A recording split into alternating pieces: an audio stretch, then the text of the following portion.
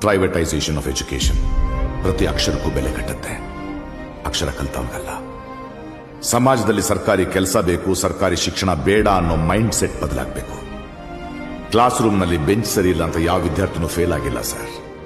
ಸಂವಿಧಾನ ರಚಿಸಿದವರು, ಸಿಲೆಬಸ್ ಬರೆದವರು, ವಿಜ್ಞಾನಿಗಳು, ದೊಡ್ಡ ದೊಡ್ಡ ಸಾಹಿತಿಗಳು, ಹೆಮ್ಮೆಯ ಕವಿಗಳು ಎಲ್ಲರೂ ಓದಿದ್ದು ಸರ್ಕಾರಿ ಕಾಲೇಜುಗಳಲ್ಲೇ. ಸರ್ಕಾರಿ ಶಿಕ್ಷಣ ಇಲ್ಲದಿದ್ರೆ ನೀವು ಅಲ್ಲಿರ್ತಿರ್ಲಿಲ್ಲ, ನಾನೆಲ್ಲಿರ್ತಿರ್ಲಿಲ್ಲ.